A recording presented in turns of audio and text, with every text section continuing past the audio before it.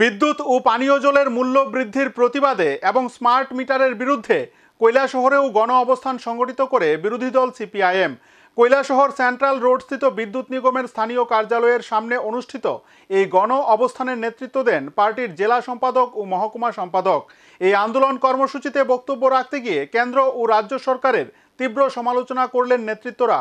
বিদ্যুৎ এবং পানীয় জলের মূল্য বৃদ্ধির প্রতিবাদে এবং গ্রাহকের মতামত উপেক্ষা করে বাধ্যতামূলকভাবে স্মার্ট মিটার বসানোর সিদ্ধান্তের বিরুদ্ধে রাজ্য জুড়ে ঘোষিত আন্দোলনের অঙ্গ হিসেবে কৈলাসহরে এক গণঅবস্থানের আয়োজন করল সিপিআই কৈলাসহর মহকুমা কমিটি। মঙ্গলবার সকাল 11টা থেকে দুপুর 2টা পর্যন্ত গণঅবস্থান কর্মসূচি পালিত হয় কৈলাসহর সেন্ট্রাল রোডে বিদ্যুৎ দপ্তরের কার্যালয় সংলগ্ন এলাকায়। এই গণঅবস্থানের নেতৃত্ব দেন সিপিআই ঊনকোটি জেলা সম্পাদক কৃষ্ণেন্দু চৌধুরী ও মহকুমা সম্পাদক অঞ্জন রায়। উপস্থিত ছিলেন বামপন্থী শাখা সংগঠনগুলির মহকুমা পর্যায়ের নেতৃত্ব, বিভিন্ন স্তরের কর্মী সমর্থকেরা। কর্মসূচিকে ঘিরে সাধারণ মানুষের মধ্যে সচেতনতা এবং আগ্রহ লক্ষ্য করা যায়। গণঅবস্থানে বক্তব্য রাখতে গিয়ে নেতৃত্বরা বলেন, বিদ্যুৎ ও পানীয় জলের অস্বাভাবিক মূল্যবৃদ্ধি সাধারণ মানুষের উপর এক প্রকার আর্থিক সন্ত্রাস। উপরন্তু গ্রাহকদের মতামত ও আপত্তিকে সম্পূর্ণ উপেক্ষা করে স্মার্ট মিটার বসানোর প্রক্রিয়া চালিয়ে যাওয়া জনবিরোধী পদক্ষেপ। এটি এক প্রকার জোর করে খরচ চাপিয়ে দেওয়া। বক্তারা আরো বলেন, স্মার্ট মিটার বসানোর ফলে বিদ্যুৎ বিল বেড়ে গেছে এবং বহু মানুষ এখন দিশেহারা। এই সিদ্ধান্তের বিরুদ্ধে মানুষের মধ্যে ক্ষোভ বাড়ছে, অথচ সরকার তাতে কান দিচ্ছে না।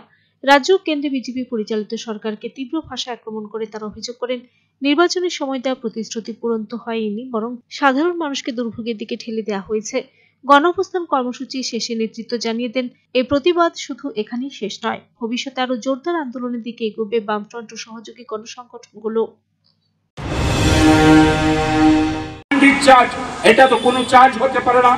বিদ্যুৎ আইন 2003 মোতাবেক এর পরবর্তী সময়ে আমরা দেখলাম 2020 সালে কেন্দ্রীয় সরকার আবার মোদী সরকারের নেতৃত্বে আরেকটা আইন আনার চেষ্টা করলেন, বিদ্যুৎ সংশোধনী আইন, এবং করোনার কারণে এই আইনটা বলবৎ করা যায়নি। 2022 সালে নতুন করে তারা বিল আনলেন। এই বিল পাস করানোর জন্য অনেক চেষ্টা করলো। গোটা দেশের কৃষক শ্রমিকরা ঐক্যবদ্ধভাবে কৃষি আইন বাতিলের দাবিতে, বিদ্যুৎ বিল 2022 বাতিলের দাবিতে লড়াই করলেন।